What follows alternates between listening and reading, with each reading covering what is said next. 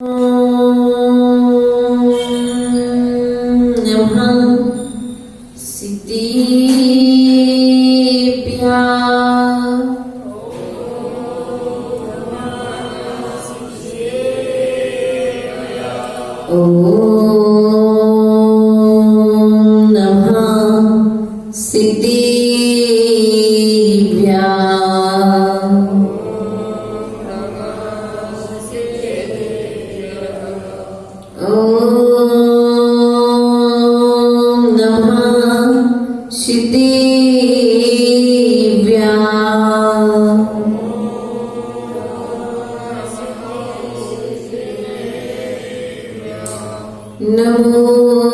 अरिहन्ताणं नमो सिद्धाणं नमो आयर्याणं नमो वज्रायाणं नमो लोये सप्तसागुणम्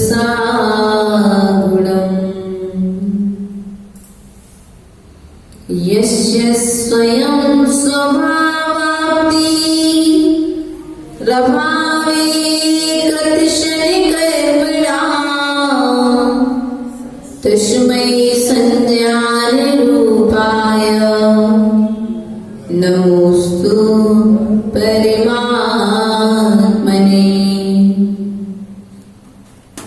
गुरुवापान्तिनो नित्यं ज्ञानदर्शनदायिका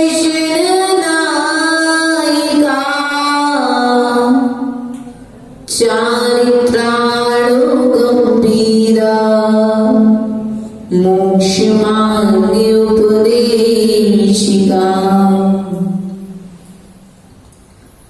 जहाँ जहाँ भी जाएंगे धर्म को फूले और फले, फला फूलता देखो इसको मेरा चित्त खिले।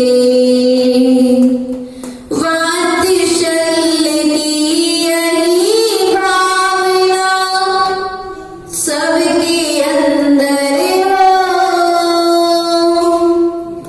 मेरा अंतिम मरण समाधि तेरे दर पर हो।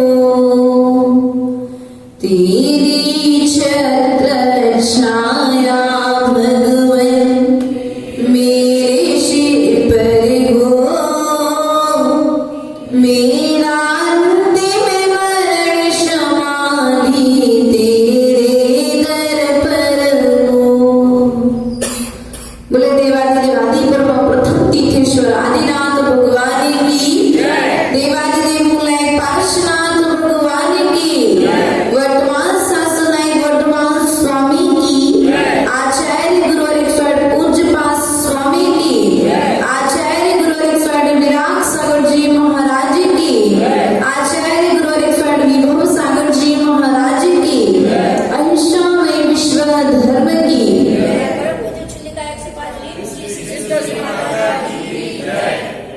थोड़ा सा माइक मैनेज करो, आवाज टकरा रही है, इससे क्या हो, आवाज सही नहीं आ रही है। कि चलते हैं द्वादशांग मां चंद्रवाणी के श्री चरणों में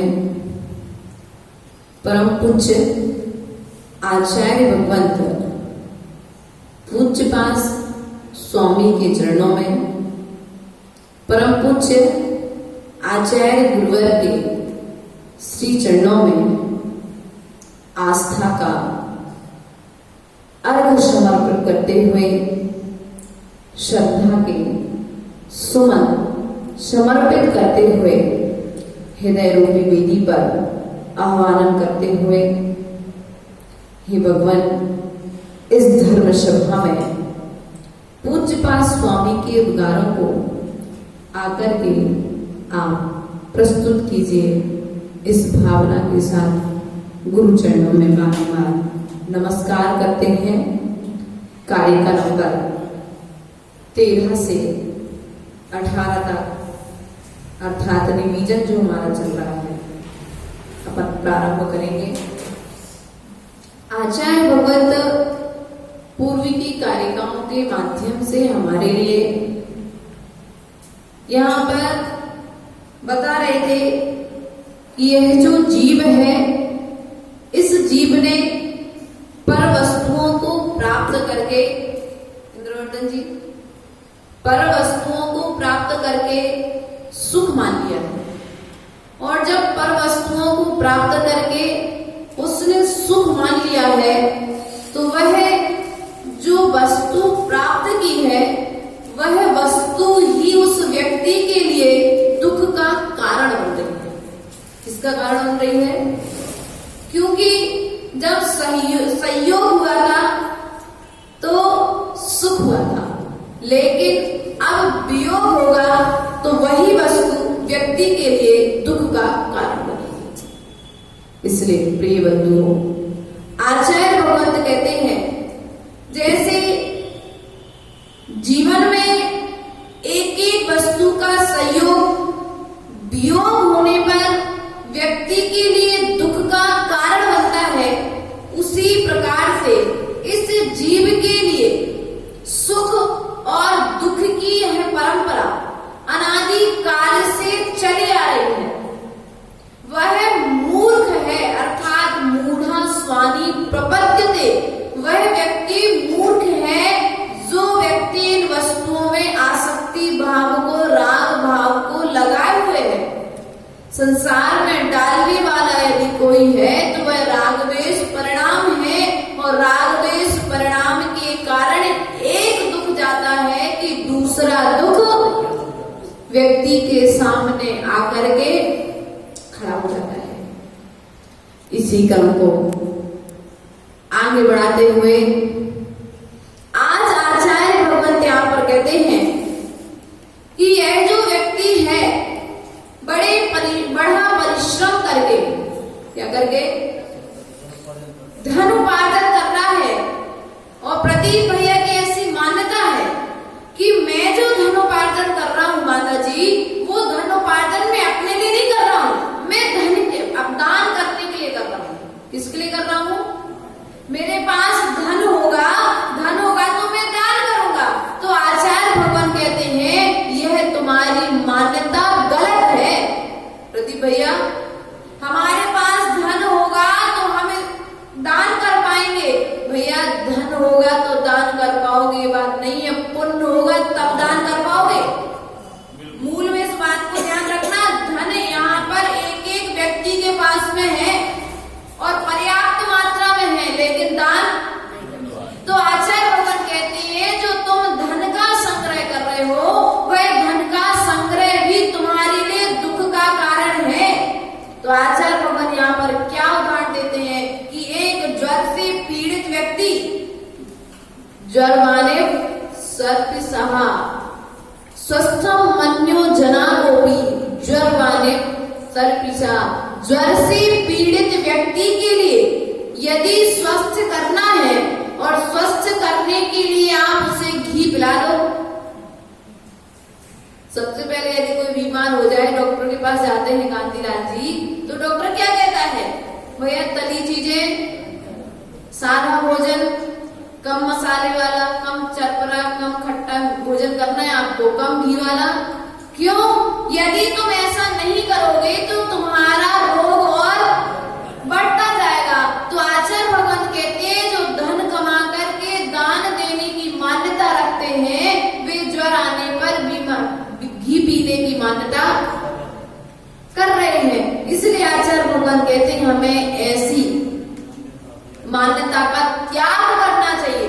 हमें धन का संग्रह नहीं, धर्म का संग्रह करना चाहिए। किसका संग्रह? किसका संग्रह करने आया इधर? इस सभा में आप आकर के यहाँ पर विराजमान हुए हैं, तो किसका संग्रह कर रहे इधर आकर के? धर्म का संग्रह यहाँ पर हो रहा है। धन का संग्रह धर्म सभा के बाहर में होगा, लेकिन धर्म का संग्रह, पुण्य का संग्रह, पुण्य का कोष भरने वाली ये सभा है। कौन सी सभा है?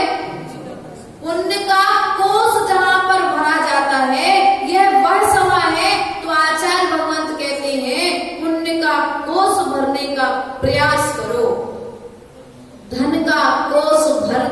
करते अनादि काल निकल गए और तुम्हें आज तक सच्चे सुख की अनुभूति नहीं मिली।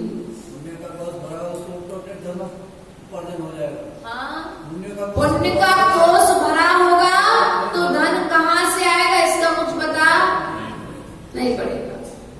एक व्यक्ति वो है जो 6 बजे से लेकर के रात के 12 बजे तक दुकान में बैठा है ना। उसकी मान्यता है 6 बजे से दुकान में बैठने से ग्राहकी चलती है। लेकिन एक व्यक्ति जो वो है जो 10 बजे दुकान खोलता है और शाम को 6 बजे बंद कर देता है, और वो आपसे जो 6 बजे पुरुषार्थ करे उससे ज्यादा बड़ा व्यक्ति है। कारण जो 10 बजे दुकान खोल रहा है वो प्रातःकालीन जो उसके कर्तव्य है, देव दर्शन, पूजन, अभिषेक, प्रवचन, स्वाध्याय आदि उन क्रियाओं को करने के पश्चात वो धन उपार्जन के लिए लगा हुआ है। और एक व्यक्ति है धर्म को महत्व ना देते हुए धन को महत्व दे रहा है, इसलिए वह धन में लगा और जितना परिश्रम कर रहा है उससे कम, बहुत कम वह धन उपार्जन कर पा रहा है। इसलिए प्रयास और पुरुषार्थ करें, धन के संग्रह में नहीं, धन के विसर्जन की कला को सीख लो। पूजन करते हो, विनय पाठ कर लिया, प्रारंभ तो कर लिया, लेकिन विसर्जन नहीं आए तो पूजन क्या किया? अपन ने विधान किए, अभी सिद्ध चक्र विधान हो गया, जिन सहस्रनाम विधान हो गया, 10 दिन का अपन ने बड़े बड़े 2 विधान कर लिए यहाँ पर। तो स्थिति क्या थी भैया? विधान हो गया, विसर्जन अच्छे से हो जाए। क्या हो जाए? विसर्जन हवन अच्छे से हो जाए। क्यों? अब आपकी स्थिति क्या है कि आपने संग्रह तो करके रखा है धन अनादि काल से, लेकिन अब उस धन को संग्रह के बाद विसर्जन की कला भी सीखना आवश्यक है। और विसर्जन की कला कैसे सीखोगे?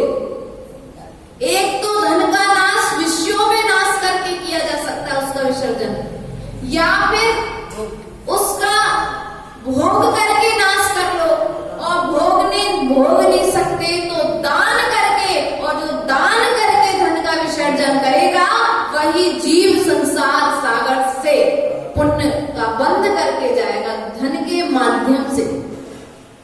यदि वही धन को दान कर दो तो पुण्य के कारण, और वही धन भोग में लगा लो तो कर्मबंध के कारण, और विषयों में लगा लो तो महाबंध के कारण। इसलिए विचार करो कि हम धन को प्राप्त करके सुख जो मान रहे हैं वह हमारी रोग को बढ़ाने वाली है। एक व्यक्ति को यदि खाज हो जाए, अभी आएगा यहाँ पर उदाहरण, खाज खुजली दाग हो जाए और वो व्यक्ति सोचे खुजा रहा है, उसको थोड़े समय के लिए लग रहा है सुख है। इंद्रवर्धन जी, जब आपके पास कुछ भी नहीं था, एक समय ऐसा भी होगा आपके जीवन में, आपके पास कुछ भी नहीं था, तो आप उस समय ज्यादा सुखी थे कि आज ज्यादा सुखी?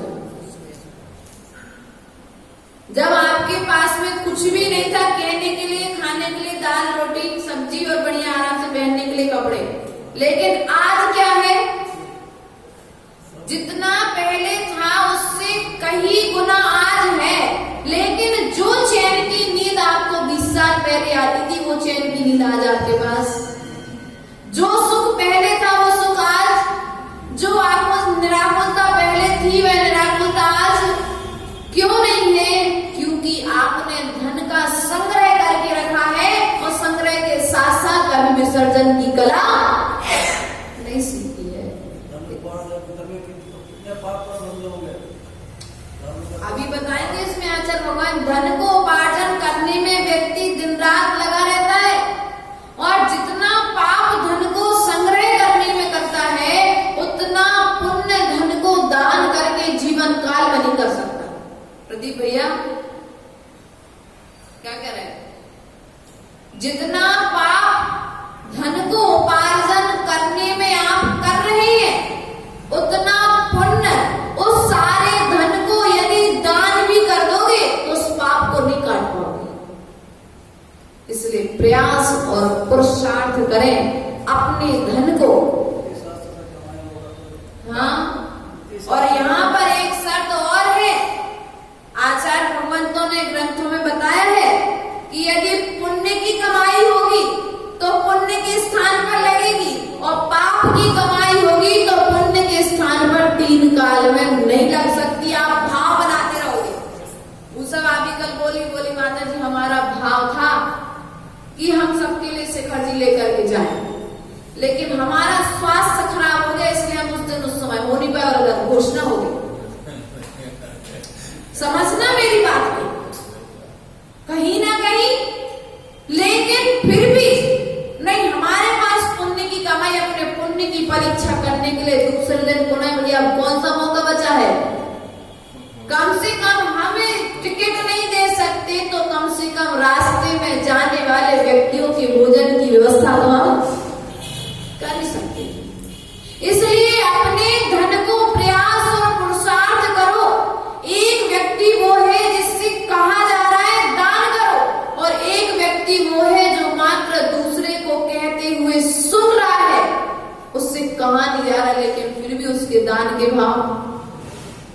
इसलिए प्रयास और पुरुषार्थ करो, अपने पुण्य की कमाई को पाप पे ना लगा करके, अपने मेहनत की कमाई को पाप में ना लगा करके पुण्य के क्षेत्र में बोलो। जैसे उपजाऊ भूमि में बोया गया बीज फल को देता है, उसी प्रकार से धर्म क्षेत्र में दिया गया दान तुम्हारे लिए, आज तुम यहाँ पर कुछ दान करोगे, वहां पर जाकर के तुम्हें रत्नों के भरे भरे थाल मिलेंगे स्वर्ग में। दान का फल है श्रावक के लिए। दानम पूजा मोक्षम, रैनसार ग्रंथ में आचार्य भगवंत ने कहा, कुंद स्वामी प्रकाश जी, दान और पूजा श्रावक के मुख्य कर्तव्य है। कौन से कर्तव्य है? 6 कर्तव्य बताए। उन 6 आवश्यकों में भी दान और पूजा मुख्य कर्तव्य बताए। तो पूजा किसकी? देव शास्त्र गुरु की। किसकी? क्योंकि तुम्हारे नगर में जब गुरु आएंगे तब आपको आहार दान का मौका मिलेगा। जब कहीं कोई शास्त्र की प्रेरणा देने वाला मिलेगा तब कहीं आपको शास्त्र दान का अवसर मिलेगा। जब कहीं आपके नगर में कोई क्षेत्र आदि की योजना लेकर के आएगा, कहीं धर्म क्षेत्र आदि चल रहे, क्षेत्र आदि की योजना चल रही, उन जीर्णोद्धार आदि के लिए आपको मौका मिलेगा। लेकिन भाव बनाते बनाते अंतिम में हो सकता है आप ना दे पाओ। इसलिए जब तक आपके हाथ पैर चल रहे हैं, जब तक आप कुछ कर पा रहे हैं, तब तक अपने कमाए हुए धन को अपने जीते जी अच्छे क्षेत्र में दे करके जाना। ये जिनालय, ये प्रतिमा यहाँ पर 700 साल पहले किसने रखी ये पता नहीं है, लेकिन जिनको पता होगा 700 साल पहले प्रतिमा प्रतिष्ठित होकर के आई है, जिसने भी रखी 700, भले उस व्यक्ति की आयु 100 वर्ष थी, लेकिन 700 वर्ष तक उस जीव के लिए पुण्य का बंध हो रहा है। 700 वर्ष तक पुण्य का बंध हो रहा है उस जीव के लिए। आप नमस्कार कर रहे हैं, उसके लिए विचार करिए। आप ऐसी जगह पर दान एक समय के लिए एक स्थान पर दिया जाता है। आप किसी क्षेत्र पर दान देकर के आ गए, आप तो चले गए, लेकिन आपका दान और आपका नाम वहां पर आज भी सुरक्षित है।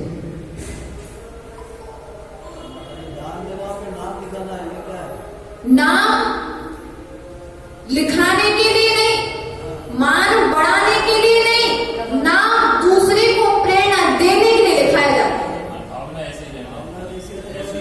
नाम भैया, नाम इसलिए नहीं लिखा रहे प्रकाशन जी कि आपके अंदर अहंकार बढ़ जाए। हम तो नाम आपका इसलिए लिख रहे कि भैया आपके दान को देख करके लोगों के अंदर प्रेरणा बने कि हमें भी दान करना चाहिए। यदि दान देने वाले का नाम नहीं लिखेंगे तो दान देने की परंपरा बंद हो जाएगी, क्योंकि व्यक्ति एक दूसरे को देख करके भाव बनाता है। ये भी प्रभाव ये भी एक प्रभावना का अंग है। अब ये बात अलग है, देखो मैं शब्द आता है, अहंकार आता है, वो व्यक्ति की स्वतंत्र भावना है, ये तो केवल ज्ञानी का विषय है। ये नहीं कह सकते वो अहंकार कर रहा है कि क्या कर रहा है, ये हम नहीं कह सकते कि उसका अहंकार बढ़ रहा है दान देने के बाद, अरे मैंने इतना दान कर दिया। नहीं, हो सकता है कि उसके दान के भाव अहंकार ना बढ़ रहा हो, हमें दिख रहा हो अहंकार।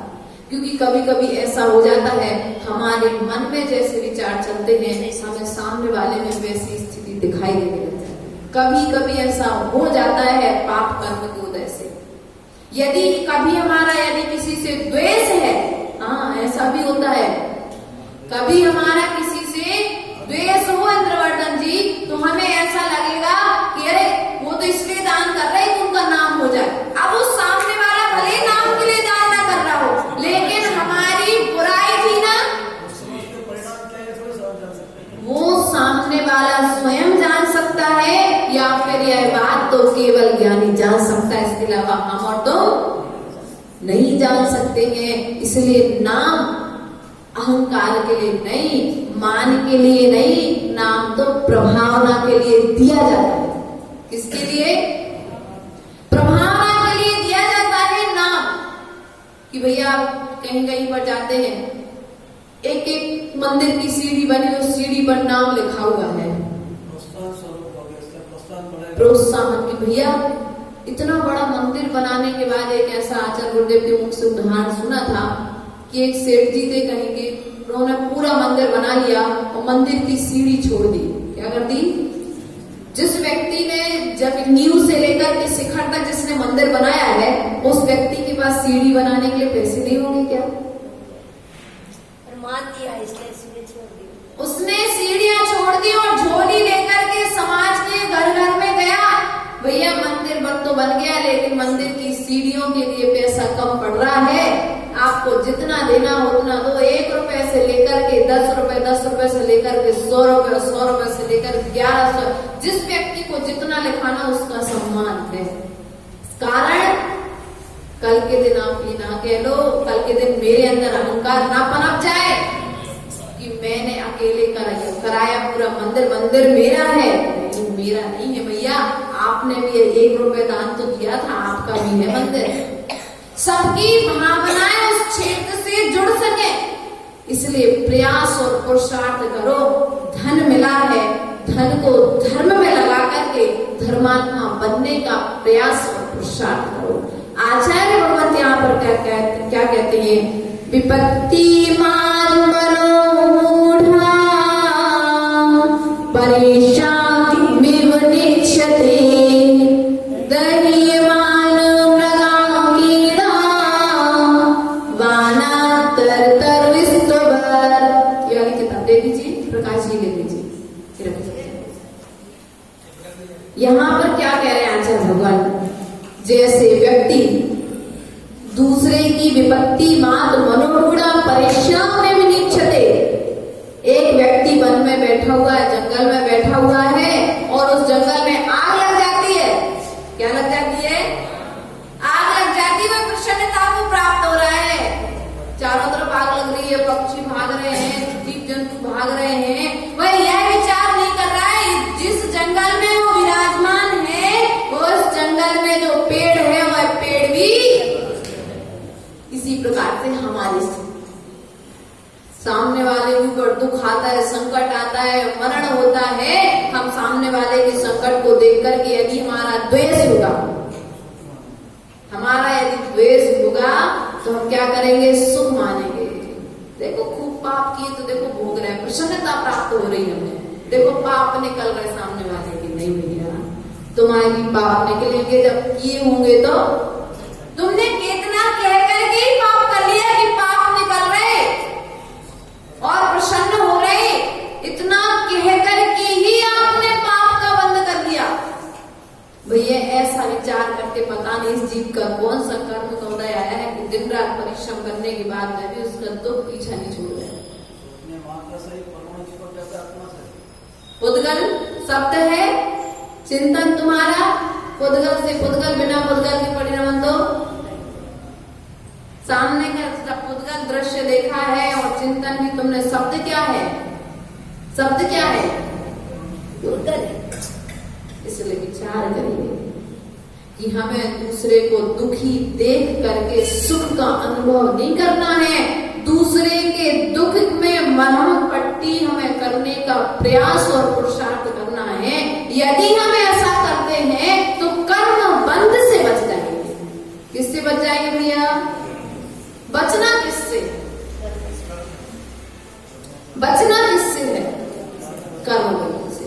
तो आचार्य भगवान कहते हैं जो मूर्ख प्राणी होता है वह पर के दुख को देख करके प्रसन्न होता है, और जो समझदार बुद्धिमान व्यक्ति होता है वह पर के दुख को देखकर उसे मिटाने का प्रयास और पुरुषार्थ करता है। इसलिए हम समझदार व्यक्ति बने, हम अपने दुख को भी मिटाने का प्रयास करें और मेरे निमित्त से किसी दूसरे को दुख ना हो जाए, संकट ना हो जाए, परेशानी ना हो जाए, ऐसा प्रयास और पुरुषार्थ करने का हम प्रयास करेंगे। अब आचार्य भगवान यहाँ पर क्या कहते हैं? आयुर्वृद्धि क्षयोत्कर्ष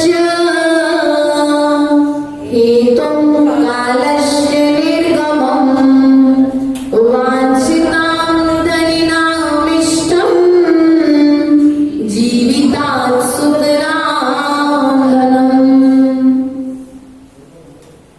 क्या हो रहा है यहाँ पर? 40 साल के थे, धन ज्यादा नहीं था। 40 साल की उम्र में थे, धन ज्यादा नहीं था।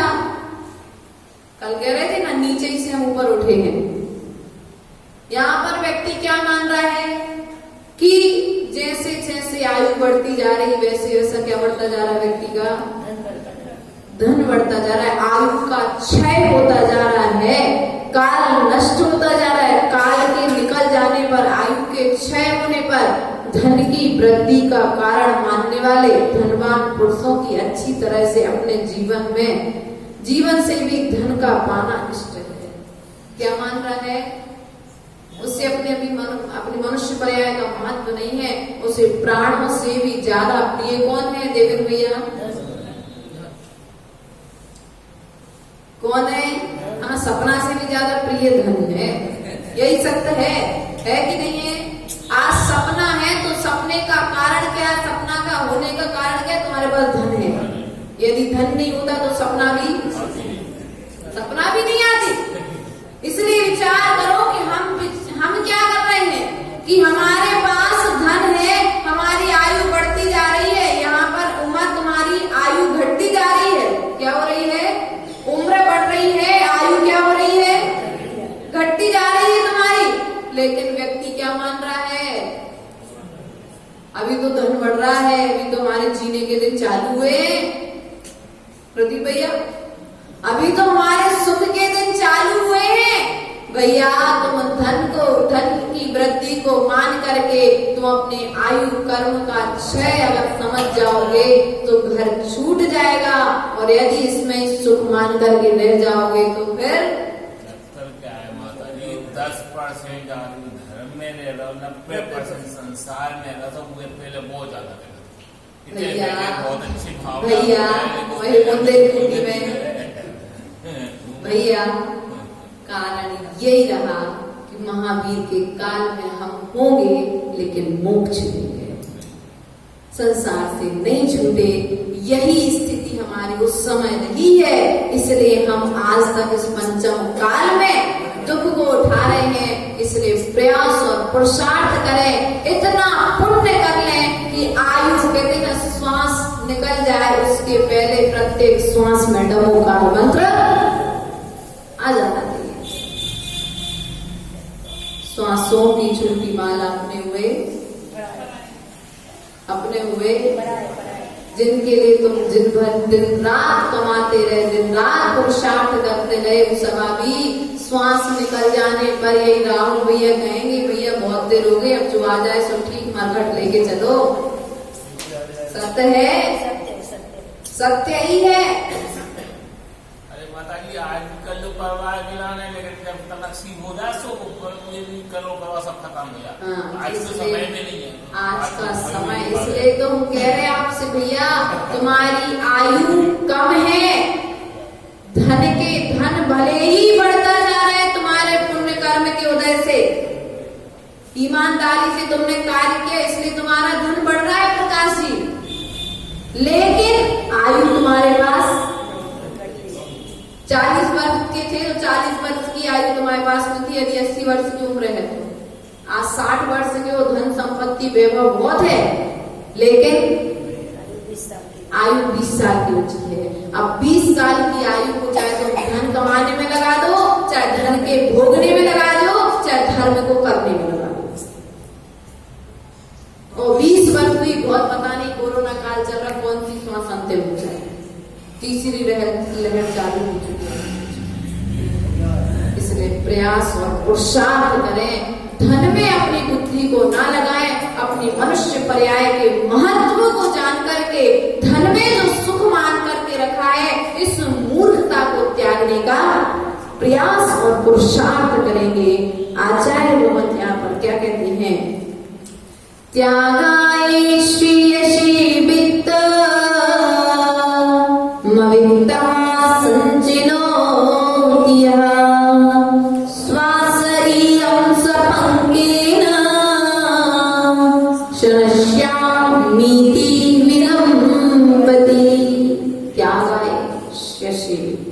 आचार्य भगवान क्या कहते हैं, दान पुण्य करने के लिए धन संग्रह करना। पूर्व की कारिका में बताया था, तो क्या कर रहा है एक व्यक्ति, पहले नंबर अपने शरीर पर, पूरे शरीर पर क्या कर रहा है, क्या कर रहा है, दृश्य देखो, चित्र देखो, कीचड़ लगा रहा है, और दूसरी तरफ में बाल्टी में पानी रखा है। तो उसके बाद क्या कर रहा है, धोने का। तो हमारी स्थिति क्या है, पहले तो दुकान पर बैठ करके मायाचारी झूठारी बोलनी पड़ता है, आराम आदि कर रहे हैं, पाप कर रहे हैं, और फिर आकर के धर्म कर रहे हैं। तो हमारी स्थिति कीचड़ लपेटने वाले की व्यक्ति, इस व्यक्ति की तरह हमारी स्थिति है। तो आचार्य भगवान कहते हैं, इस स्थिति को भी त्यागने का प्रयास करो, पुरुषार्थ करो, ज्यादा से ज्यादा समय धर्म में दो।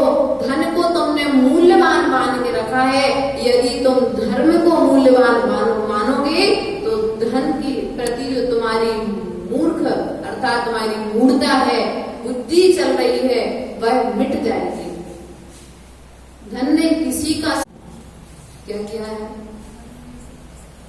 धर्म ने सबका साथ दिया, धन ने सीता का उदाहरण पढ़ रहे थे हम लोग, जैन रामायण चल रही है हमारे स्वाध्याय में, तो सीता का पढ़ रहे थे कि सीता भी तो एक राजा की पुत्री थी, राजा की पत्नी थी, एक राजा की बधू थी अर्थात बहू थी, लेकिन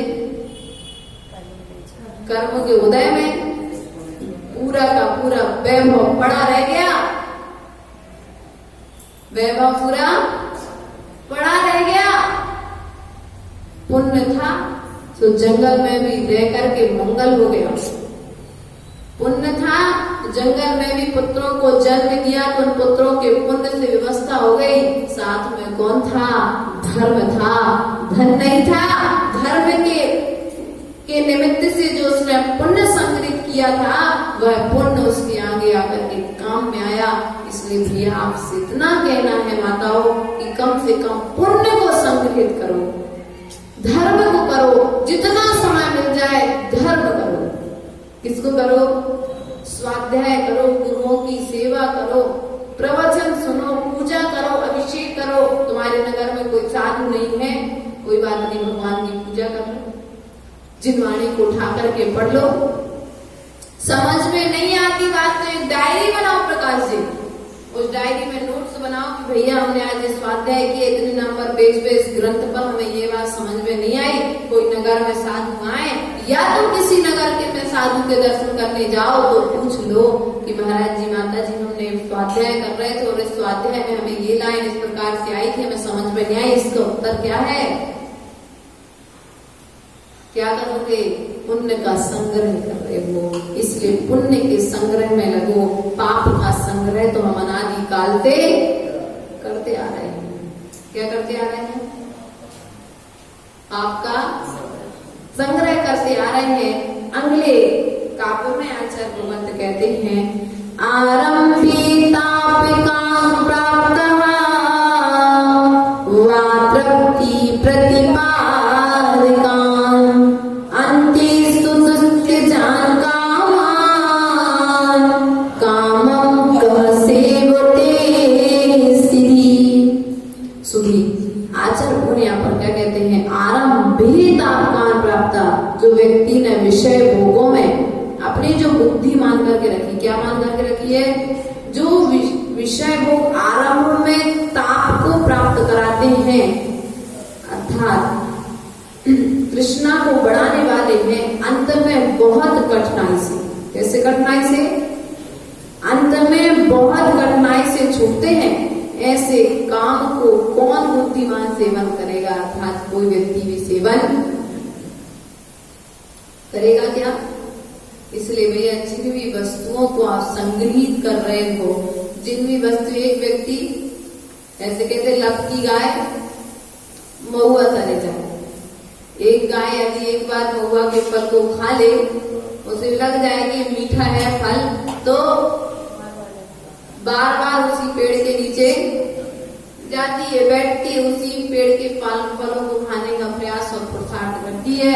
उसी प्रकार से यदि किसी व्यसनी व्यक्ति को एक बार उसमें जुआ आदि खेलने में फायदा हो जाए, तो बार बार उसी में अपनी बुद्धि को लगा करके उन्हीं व्यसनों में लीन हो जाता है।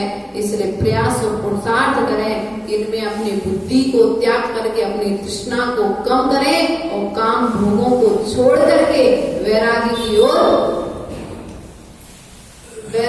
ओर बढ़ने का प्रयास और पुरुषार्थ करें। जितने भी भोग तुम्हारे लिए प्राप्त हुए हैं, वे सब भोग तुम्हारे लिए कष्ट का कारण है, दुख का कारण है, सुख का कारण नहीं है। तुमने जो मान्यता बना करके रखी है, उसे त्यागने का प्रयास करना है। अब आचार्य भगवत यहाँ पर क्या कहते हैं, अवंती प्राप्ति संग मसुचिनी शुचिन्यपि साकाया संतापाय तदर्थम प्राचीना व्यथा। ये शरीर कैसा है, शरीर कैसा है, पवित्र है कि अपवित्र है, अपवित्र है ना, पक्का है ना। यदि यह शरीर अपवित्र है, परिणमन स्वरूप है कि नहीं है। सनत चक्रवर्ती का उदाहरण, सबसे सुंदर कौन है, सनत चक्रवर्ती। स्वर्गों में चर्चा हो गई, स्वर्ग के देव देखने आए कि सनत चक्रवर्ती की सौंदर्य को देखने चलते हैं। स्वर्ग से देखने के लिए आए तो चक्रवर्ती ने द्वारपालों से कहा कि जब देवों से कहो कि जब हम धर्म सभा में रहेंगे उस समय मिलेंगे।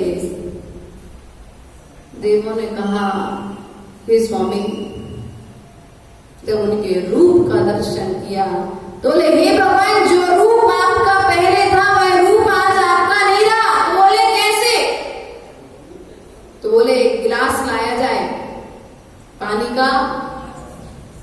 का एक गिलास लाया गया, गिलास पूरा भरा था, उसमें एक घास का टुकड़ा डाला गया। क्या किया गया, उस पानी के गिलास में एक घास का टुकड़ा डाला गया और उस घास के टुकड़े को बाहर निकाल दिया गया। अब पूछा गया कि पानी गिलास में पानी कम हुआ कि जितना था उतना ही है। तो बोले भले ही दिखा नहीं है, लेकिन घास के साथ में कुछ तो पानी बाहर में गया। उसी प्रकार से ये आयु जो है, ये जो शरीर है, ये भी धीरे धीरे नष्ट होता चला जा रहा है। बस देखने की आवश्यकता है। जैसे आप पहले लगते थे, क्या वैसे आज लग रहे हो, या जैसे आज लग रहे हो वैसे कल लगोगे क्या, नहीं लगोगे। तो आचार्य भगवान कहते हैं इस अपवित्र शरीर में जो तुम्हारी बुद्धि है राग है, इसको हष्ट पुष्ट करने का जो प्रयास और पुरुषार्थ कर रहे हो, उसे त्यागने का प्रयास करना चाहिए। इस शरीर को धर्म में लगा करके हमारे लिए धर्म करना चाहिए, धर्म का साधन बनाना चाहिए, तभी तुम्हारे लिए तुम कर्म बंध से बच सकते हो, पाप कर्म से बच सकते हो। वरना भोगों में अनादिकाल से लगा करके आए हो और अनादिकाल तक लगाए रहोगे तो आज जैसे आए थे वैसे जाओगे, इसका भी कोई भरोसा नहीं है। जहां से आए थे वहां जाओगे, इसका भी कोई भरोसा नहीं है। अच्छा करोगे अच्छा पाओगे, बुरा करोगे तो बुरा पाओगे। अब जैसा पाना है तो वैसा करना प्रारंभ कर दीजिए। बोले महावीर भगवान की, परम पूज्य आचार्य गुरु विभव सागर जी महाराज की, अहिंसामय विश्व धर्म की।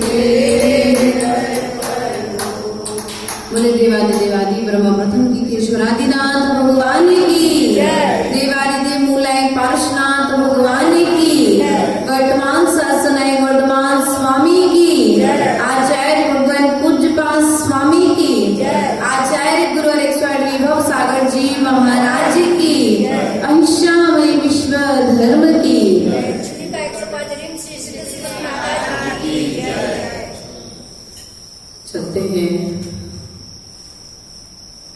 पूज्यपाद स्वामी के श्री चरणों में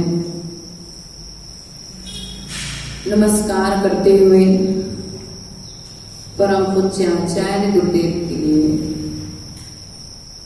हृदय रूपी वेदी पर विराजमान करके इस प्रवचन सभा के लिए प्रारंभ करते हैं।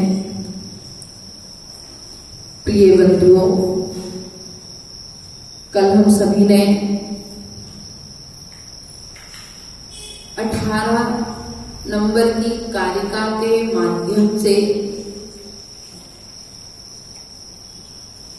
जाना था कि इस शरीर के संयोग से, इस शरीर के संयोग में आने वाली अर्थात संपर्क में आने वाली पवित्र से पवित्र वस्तु भी अपवित्रता को प्राप्त हो जाती है। क्या हो जाती है? यह शरीर इतना अधिक अपवित्र है कि इसके संपर्क में कितनी भी पवित्र वस्तु आए वह क्या हो जाती है? अपवित्रता को प्राप्त हो जाती है।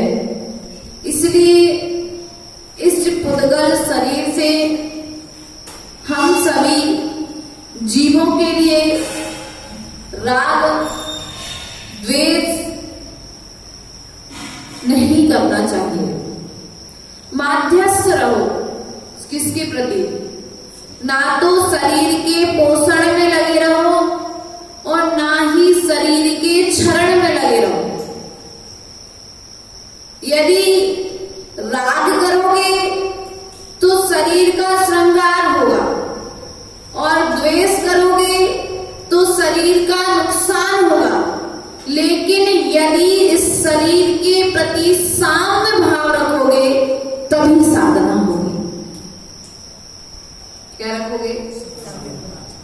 एक समान भाव रखो, समता भाव रखो, मोह मत करो। इसी क्रम को आगे बढ़ाते हुए आज आचार्य भगवत कहते हैं कि एक का उपकार करने पर दूसरे का अपकार होता है।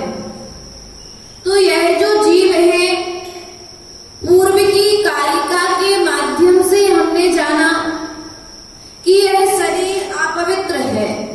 कैसा है शरीर? अपवित्र है। और यह जो जीव यदि शरीर के उपकार में लगता है, किसके उपकार में? शरीर के उपकार में लगता है, तो वह जीव आत्मा का अपकार कर रहा है। क्या कर रहा है? अपकार कर रहा है, आत्मा का अपमान कर रहा है, आत्मा के महत्व को नहीं जान रहा है। त्रिलोक पूजनीय यह मनुष्य पर्याय तुम्हें मिली है। इस मनुष्य पर्याय को प्राप्त करके यह जीव संयम को धारण ना करके इस शरीर के माध्यम से भोगों को भोग रहा है और शरीर का पोषण कर रहा है। तो यह जीव किसी दूसरे का नुकसान नहीं कर रहा है, यह जीव स्वयं का नुकसान। किसका नुकसान कर रहे भैया? किसका नुकसान कर रहे? आयु किसकी घट रही? क्षरण किसका हो रहा है? समय किसका निकलता जा रहा है? स्वयं का, किसी दूसरे का नुकसान। इसलिए आचार्य भगवान कहते हैं, पर का उपकार बहुत करते आए हो, अब निज के उपकार की ओर लग जाओ। किसके उपकार की ओर? निज के उपकार की ओर, अपनी आत्मा के उपकार की ओर दृष्टि रखो। क्योंकि पल को देखोगे, क्योंकि देखने वाला जो दिख रहा है वह क्या है? उद्गल है कौन? चेतन के माध्यम से पुद्गल को देखोगे और पुद्गल में प्रवृत्ति करने का मन होगा, क्योंकि अनादि काल का संस्कार है। किसका संस्कार है? अनादि काल के हमारे बुरे संस्कार है भोगों के प्रति लीन होने के। तो आचार्य भगवत कहते हैं कि अब शरीर का उपकार करना छोड़ दो। तो शरीर का उपकार करना छोड़ दो मतलब भोजन पानी, हाँ, भोजन पानी करने से शरीर का उपकार होता है। श्रृंगार करने से शरीर का उपकार होता है। क्रीम पाउडर लगाने से शरीर थोड़ा सा आपकी मान्यता में अच्छा दिखने लगता है। अच्छा पहनने से शरीर अच्छा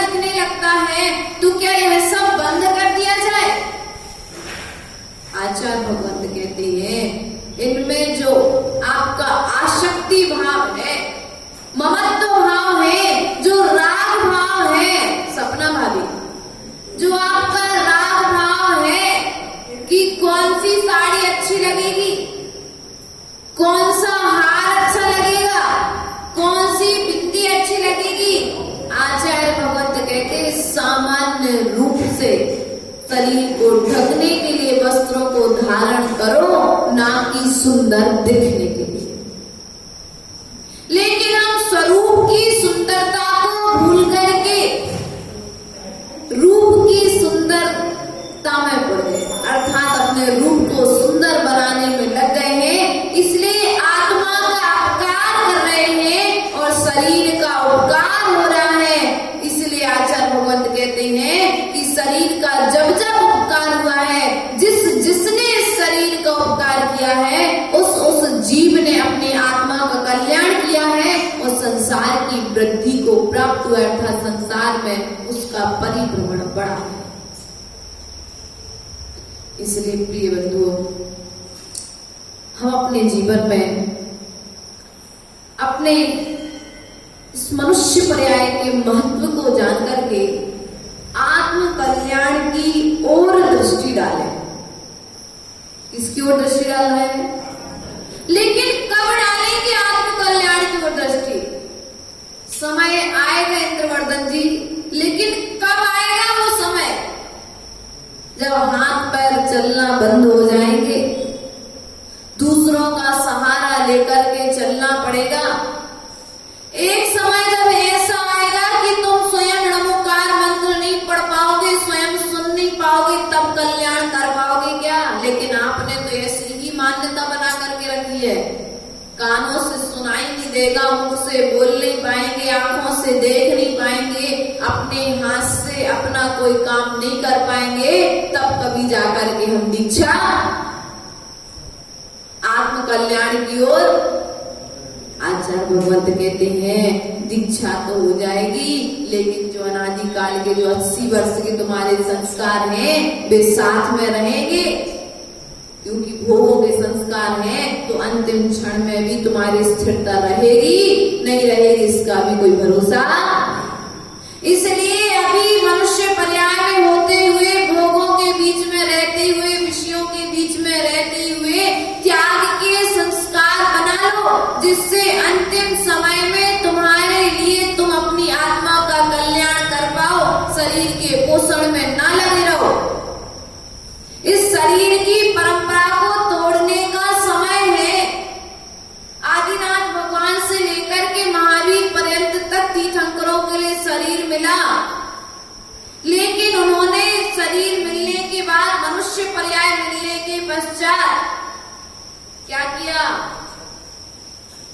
मनुष्य पर्याय में 5 इंद्रिय संगीपना प्राप्त हो गया, तो उन्होंने क्या किया? इस शरीर की चैन को तोड़ने का प्रयास किया है। साकल की साकल कैसी होती है? एक दूसरे से बस शरीर का पोषण करोगे तो ये पर्यायों की परंपरा की साकल की तरह एक दूसरे से। लेकिन यदि एक बीच में से टूट जाए उसका साकल का हिस्सा, तो फिर दोनों अलग अलग हो जाते हैं। उसी प्रकार से विचार करो, इस मनुष्य पर्याय में आकर के इस साकल के अर्थात मनुष्य पर्याय, इस शरीर की परंपरा को तोड़ने का प्रयास करो। अर्थात आत्मा को सुख कैसे मिलता है? आत्मा को सुख कैसे मिलता है? मेरी आत्मा कैसे प्रसन्न होती, मेरी आत्मा कैसे खुश होती है, वह उपाय ढूंढो। मुझे बच्चे को देख करके सुख मिल रहा है क्योंकि राग है। किसको देख करके? मेरे पोते को देख करके मुझे सुख हो रहा है, मेरे नातिन को देख करके मुझे सुख हो रहा है। क्यों सुख हो रहा है? क्योंकि वह तुम्हारा शरीर का संबंध है, राग का संबंध है। दूसरा का पोता, दूसरे की नातिन आ जाए, सुख हो जाए? नहीं होगा। अपने को तो गोद में और दूसरे को तो। इसके आचार्य भगवान कहते इस राग की परंपरा को तोड़ने का समय है।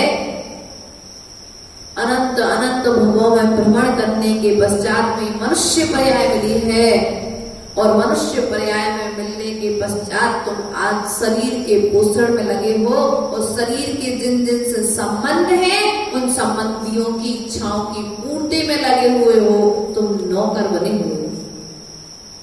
कौन बने हुए हो? वो नौकर भी होता है तो 6 घंटे की नौकरी करके पगार लेके अपना चला जाता है, लेकिन आप तो उससे भी पूरे 24 घंटे की ड्यूटी करने के पश्चात में भी अशुभ कर्म का बंद कर रहे हो। अरुण कुमार जी 24 घंटे ड्यूटी पे लगे हुए हो, बिल्कुल 1 मिनट भी तुम्हारे लिए फुर्सत नहीं है, सोते हुए भी तुम्हारी परिवार की चिंता है, जागने के बाद परिवार की चिंता है। तो आचार्य भगवान कहते हैं तुम किसके दास बने हुए हो? शरीर के संबंधियों के। ये दासपना कब छोड़ोगे? समय आएगा, समय नहीं आता है, समय को लाना पड़ता है। तब कोई बता रहा था कि पुण्य सागर जी ने कभी उपास नहीं किए, और अभी तत्वार सूत्र के 5-6 उपास उनके लगातार हो गए, आज 7वां 6वां उपास है उनका। तो विचार करिए, उनके लिए जब अपने आत्मा के प्रति उनको लगा कि हाँ आत्मा की साधना तो निरंतर कर ही रहे थे, लेकिन यदि इस शरीर की परंपरा को तोड़ना है तो इस कुछ त्याग और बढ़ा करके, त्याग तो किए थे, मुनि बन गए थे सब कुछ, लेकिन फिर भी आप इस शरीर के क्षरण के लिए, क्योंकि जब तक यह शरीर क्षरण को प्राप्त नहीं होगा, इच्छाएं जब तक क्षरण नहीं होगी तब तक समाधि नहीं होगी। इच्छाओं का समन करने के लिए उपास आदि की साधना उनके द्वारा की जाती है। इच्छाओं के समन के लिए, इच्छाओं के दमन के लिए इच्छाओं को दबा दिया जाए, खत्म कर दिया जाए, तो कैसे होगी? अभ्यास से होगी। इसलिए विचार करें कि मैं इस शरीर के उपकार में लगा रहूंगा क्या? मेरी मनुष्य पर्याय मात्र ऐसे ही निकल जाएगी जैसे मिली है, कि हम जाने के पहले कुछ अपने लिए करके जाएंगे, दूसरों के लिए तो हम बहुत कर रहे हैं, लेकिन इस मनुष्य पर्याय को प्राप्त करने के पश्चात मैंने अपने लिए क्या किया? तो अगले क्रम में आचार्य भगवान कहते हैं कि यह मनुष्य पर्याय किस प्रकार है? इतस चिंता मणिर दिव्या इतः पिंड्यात् खंडकम् ध्यानेन चेतुर्लभ्ये क्वात्रियन्तां विवेकिना। इतस चिंता मणिर दिव्य, क्या कह रहे हैं? यह दिव्य चिंतामणि रत्न के समान है। चिंतामणि रत्न हर किसी को प्राप्त नहीं होता, कोई पुण्यशाली भाग्यशाली महासौभाग्यशाली व्यक्ति होता है, पुण्य आत्मा होता है, उसे जीव के लिए चिंतामणि रत्न मिलता है। इस चिंतामणि रत्न को प्राप्त करना तो फिर भी सुलभ है, लेकिन चिंतामणि रत्न से भी दुर्लभ यदि कोई चीज है तो वह मनुष्य पर्याय है। और ऐसी दुर्लभ पर्याय तुम्हें मिलने के पश्चात में हम क्या कर रहे हैं? इसे विषय भोगों में खत्म कर रहे हैं, समाप्त कर रहे हैं। इसलिए प्रिय बंधु विचार करें, ध्यानेन चेतु बेलब्बे, यदि दोनों ही ध्यान के द्वारा प्राप्त होते हैं तो विवेकी क्या कहते हैं? एक तरफ खली का टुकड़ा है और एक तरफ चिंतामणि रत्न है। दोनों की भावना करने पर ही यदि दोनों चीजें प्राप्त होती हैं तो जो विवेकी मनुष्य होगा, ध्यानेन चेतु बेलब्बे क्वात्रियन्तां विवेकिना, जो विवेकी मनुष्य होगा वह क्या करेगा? चिंतामणि रत्न स्वरूप आत्मा के ध्यान में समय व्यतीत करेगा, ना कि विषय भोगों के ध्यान में। समय आपका भी व्यतीत हो रहा है और समय एक योगी का भी व्यतीत हो रहा है, लेकिन योगी का समय, मुनिराज का समय, आचार्य का समय, उपाध्याय आदि का समय आत्मा के ध्यान में व्यतीत हो रहा है, और आपका समय भोगों के भोगने में व्यतीत हो रहा है। एक भोग भोग लिया, सुबह भोजन में क्या बनना था भोग लिया, अब खा करके उठे कि शाम को क्या बनाना है, ये भी साथ में एक भोग पूरा नहीं हुआ कि दूसरे भोग की इच्छा किसके निमित्त से? विचार करिए। इसलिए मनुष्य पर्याय की दुर्लभता को समझना आवश्यक है। एक बार मिल जाए फिर मिलना दुर्लभ है। क्या दुर्लभ है? संभव नहीं है। मनुष्य पर्याय द्वारा मिलना संभव नहीं है, दुर्लभ है। इसलिए इस कठिनाई को समझ लो। एक बार एक व्यक्ति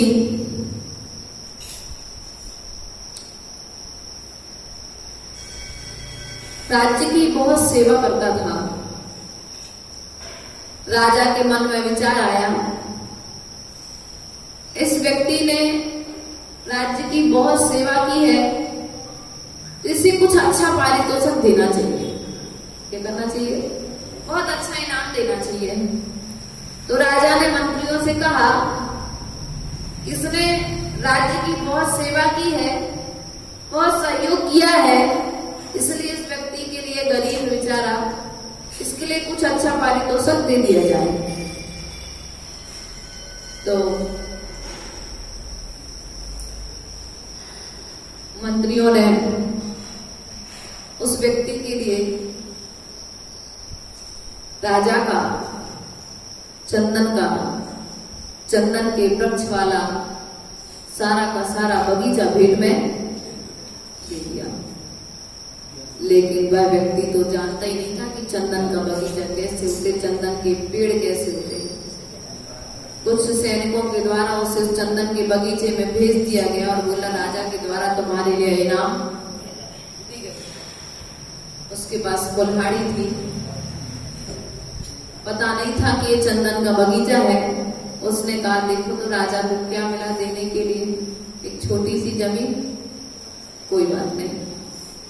उसने दिन रात एक करके पहले चंदन के पूरे वृक्षों को काटा, जमीन को प्लेन किया। प्लेन करने के बाद में उसने फिर चावल की फसल, धान आदि बोए। कुछ समय पश्चात राजा ने पूछा मंत्रियों से, जाओ उस व्यक्ति का पता करके आओ कि उसकी हालत आज कैसी है। तो अच्छा होना चाहिए भैया, धान कूट करके जो समय व्यतीत कर रहा था उसके लिए राज्य के द्वारा पारितोषिक दिया गया है, तब तो उसकी हालत।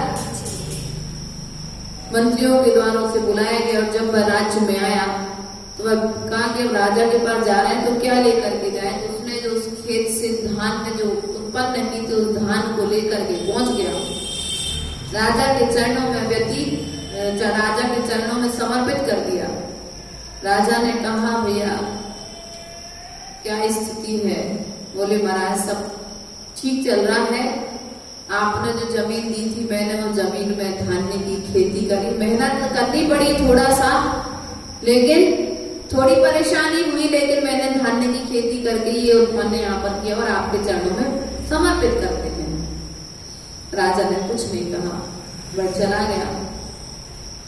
वह एक दिन खेत से आ रहा था और खेत से आते समय रास्ते में एक सेठ जी मिले, कुल्हाड़ी लिए था। तो सेठ जी ने जो कुल्हाड़ी में लकड़ी लगी थी, तो उन्होंने कहा कि किसान, ये लकड़ी तू मुझे दे दे। तो बोले, कितने पैसे दोगे? बोले, जो तू मांगेगा वो दे दूंगा। तो सेठ ने उस लकड़ी को खरीद लिया, कुल्हाड़ी लेकर के चला। क्योंकि लकड़ी चंदन की लकड़ी है भैया, और चंदन की लकड़ी की जो कीमत होती है उसने उसे दे करके चला गया। जब आगे बढ़ते हैं तो राजा ने कहा कि तुमने जो लकड़ी बनाई थी उसकी कुछ छोलन तो बची होगी तुम्हारे पास। बोले, हाँ महाराज, उस लकड़ी की छोलन तो रखी, वह लेकर के आओ। लेकर के गया तो उस चंदन की लकड़ी की जो घिसने के बाद जो बचता है वो लेकर के गया। तो उस लकड़ी के छोलन से पूरा महल खुशबूदार हो गया। तो राजा ने मंत्री से कहा कि इस व्यक्ति के लिए इस छोलन की कीमत दे दो। क्या कर दो? जो चंदन की लकड़ी की कीमत है, उस छोलन की कीमत है, उस छोलन की कीमत इसके लिए दे दी जाए। अब वह सोचता है कि बात क्या है। सेठ मिला तो सेठ ने जो छोटे से कुल्हाड़ी की लकड़ी की अच्छी कीमत दे दी और राजा ने भी मुझे अच्छी कीमत दे दी। वह पुनः वापस राज्य में गया और पुनः पूछने लगा कि महाराज इस लकड़ी में और इस छोलन में बात क्या है कि सेठ ने भी मुझे इसकी अच्छी कीमत दी और आप भी मुझे इसकी अच्छी कीमत दे रहे हो। तो महाराज बोले कि हमने आपके सहयोग के लिए पूरा का पूरा चंदन का बगीचा तुम्हें भेंट किया था कि जिससे तुम समृद्धशाली हो जाओ, लेकिन तुम पाप कर्मोदय तुम्हारा तीव्र था, इसलिए तुम्हें सब कुछ मिलने के बाद में भी तुम उसे भोगो। बोले और लकड़ियां कहाँ हैं? बोले महाराज इतने छोलन बची, बाकी तो हमने लकड़ियां। तो हमारी स्थिति भी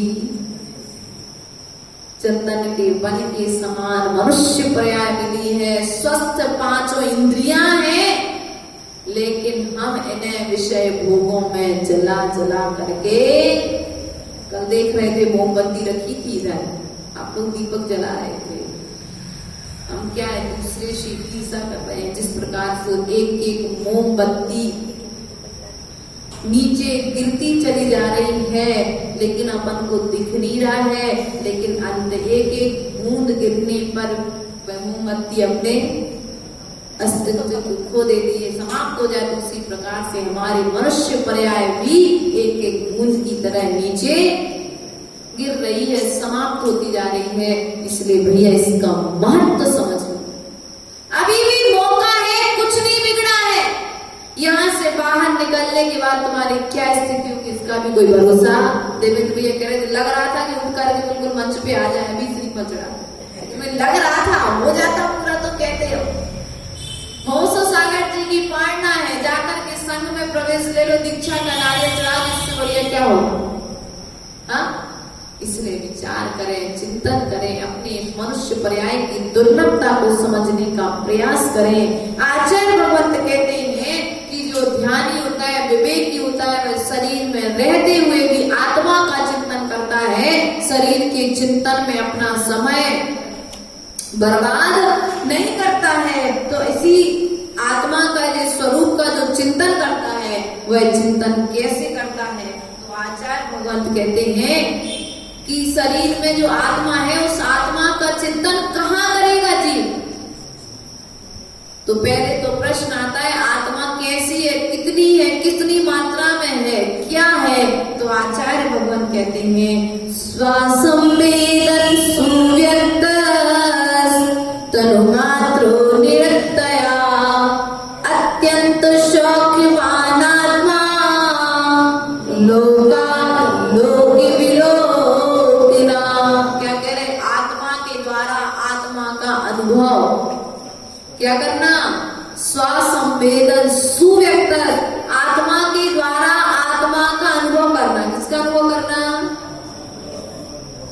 आत्मा के द्वारा आत्मा का अनुभव करो, अपने ज्ञान के द्वारा ज्ञान में स्थिर होकर के ज्ञान में ज्ञानी आत्मा का चिंतन करो। कैसे करोगे? आत्मा कितनी है? शरीर प्रमाण, देह प्रमाण। कितने प्रमाण है? देह प्रमाण। तनु मात्रो निरतया, यह शरीर के बराबर है। तनु मात्र, यह आत्मा शरीर के प्रमाण है। जितना शरीर है आत्मा उतनी है। कुछ धर्मों में कुछ जीवों ने ऐसी मान्यता बना करके रखी है कि आत्मा तो एक साइड में है, कहीं हृदय में है, कहीं कहीं है, तो बाकी समय फिर आत्मा का प्रदेश, असंख्यात प्रदेश, आत्मा के हर शरीर के हर स्थान में आत्मा का प्रवास है। जहाँ पर दुख का, जहाँ पर सुख का अनुभव हो रहा है, उंगली में लग जाए तो दुख उत्पन्न हो गया, यदि उंगली जुड़ जाए तो सुख का अनुभव हो गया। जहाँ पर सुख दुख का अनुभव हो रहा है, वहाँ पर क्या है? आत्मा के प्रदेश विद्यमान है। तो आचार्य भगवंत कहते हैं अविनाशी। कैसी आत्मा? आत्मा अविनाशी है, अनंत सुख वाला है, लोक अलोक को जानने वाली है। भैया आत्मा कैसी है? लोक और अलोक को जानने वाली है, अर्थात केवल ज्ञान रूप शक्ति को प्रकट करने की क्षमता है। किसमें?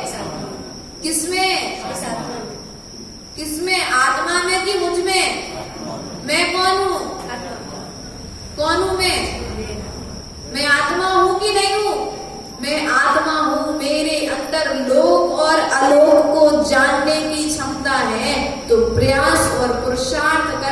इस अविनाशी अर्थात जिसका कभी नाश होने वाला नहीं है, ऐसी आत्मा के चिंतन में अपने समय को व्यतीत करें। किसके चिंतन में? शरीर के चिंतन में। हमारा समय कार्य व्यतीत हो रहा है शरीर के चिंतन में और शरीरधारियों के चिंतन में।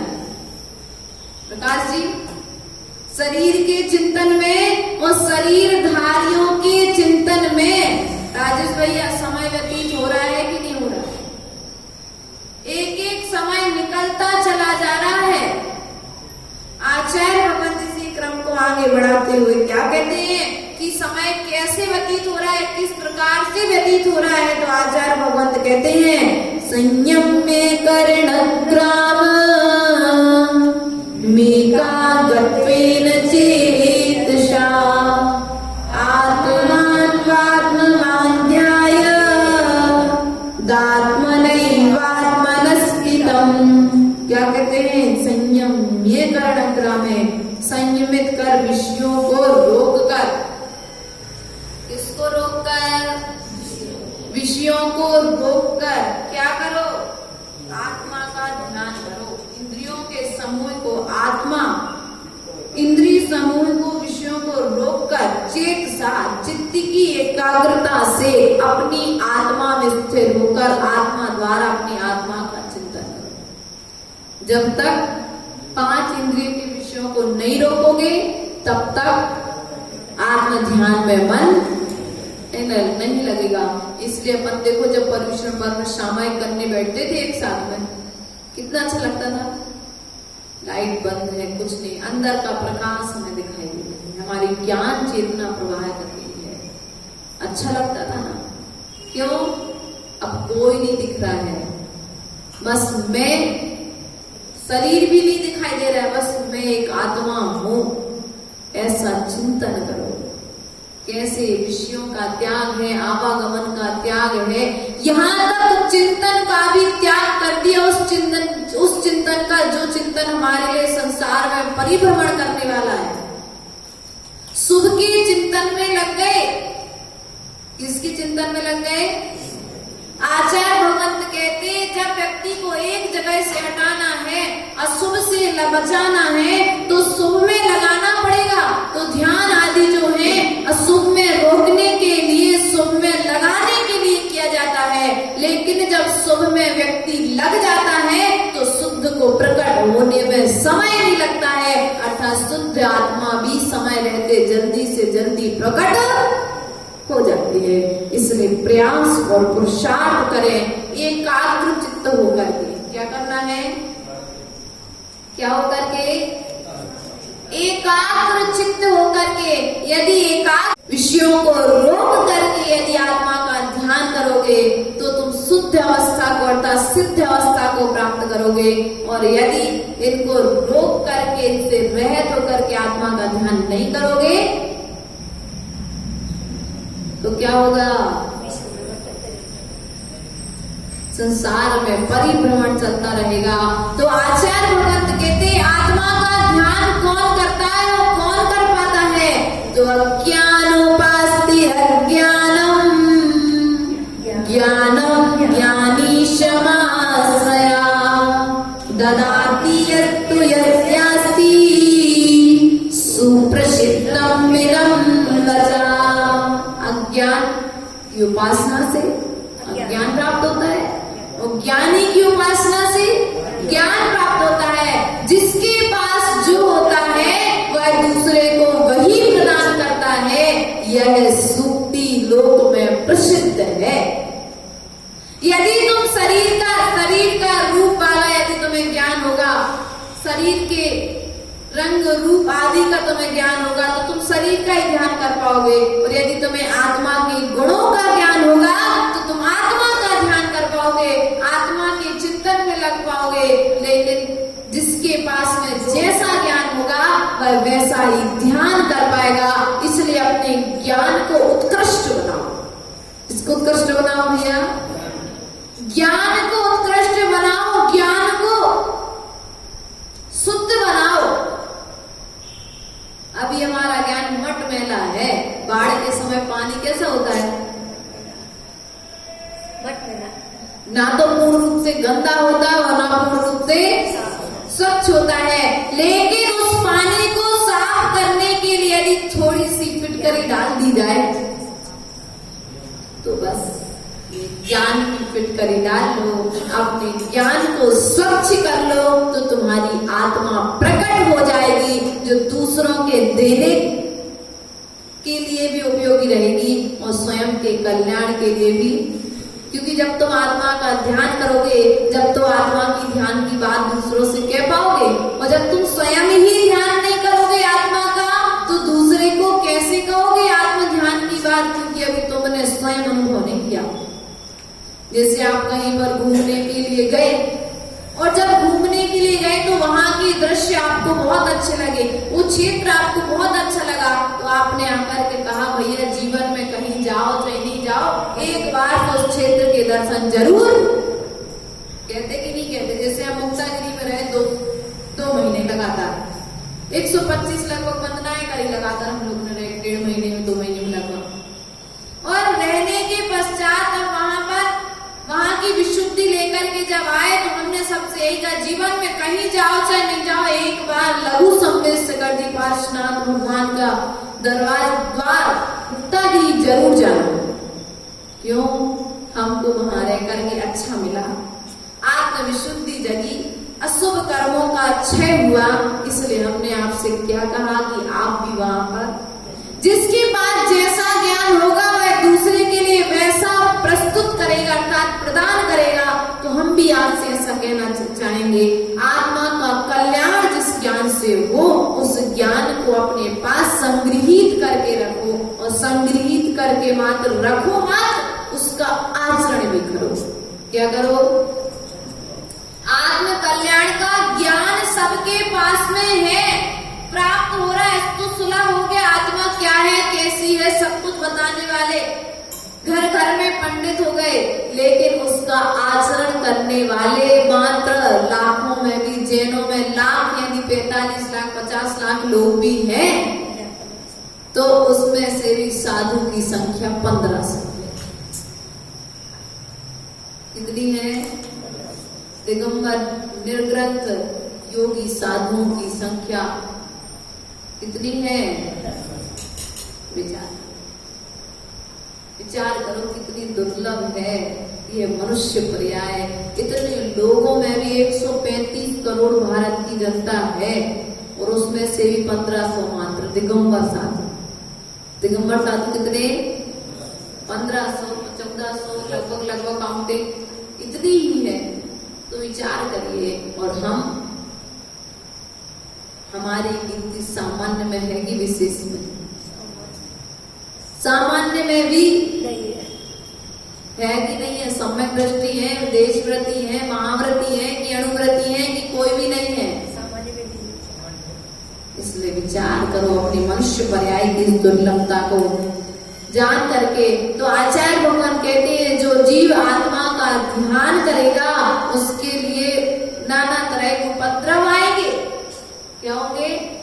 उपसर्ग आएंगे, और उपसर्गों के बीच में भी यदि यह जीव अपनी आत्मा का ध्यान करता रहा तो केवल ज्ञान आदि गुणों को प्रकट करके वह संसार से छूट जाएगा। तो आचार्य भगवत कहते हैं परिशादि विज्ञाना दाशवश्य निरोधिनी जायते ध्यात्म योगेन कर्मणा माशुने जरा। अध्यात्म योग से अर्थात आत्मा का जो अध्ययन करने वाले हैं, ऐसे परिचय आदि का अनुभव न होने के कारण जो आत्मा के ध्यान में लगे हैं उन्हें परिचय आदि अनुभव नहीं होते। क्या नहीं होते? परिचय आदि अनुभव नहीं होते, उनके ज्ञान में नहीं आते परिचय। जैसे पानी गिरता रहता है और गिर करके अपना बहाव होकर के चला जाता है, उसी प्रकार से मुनिराज जी ऊपर जो 22 परिचय जो मैंने पूर्वी की गाथाओं के माध्यम से आपको विवेचन किया था, तो आचार्य भगवान कहते हैं ऐसे परिचय आते हैं लेकिन उन परिचयों की ओर वे दृष्टि नहीं करते। लेकिन हमारी स्थिति क्या है? सब काम छोड़ करके हमारा ध्यान सब कामों को छोड़ करके हमारा ध्यान उन परिश्रमों की ओर चला जाता है, उन कष्टों की ओर चला जाता है, तो आचार्य भगवान कहते हैं जैसे ही ध्यान आत्मा को छोड़ करके वही रंग में जाता है और वही रंग में गया ध्यान तो बाहर का भ्रमण करा देता है। इसलिए तुम अपने आत्म ध्यान की ओर दृष्टि रखो और जो परिश्रमों को सहन करते हुए आत्मा का ध्यान करते रहते हैं वे क्या करते हैं, आश्रव को अर्थात अशुभ आश्रव को रोक करके निरोध करके शीघ्र कर्मों का क्षय करते हैं।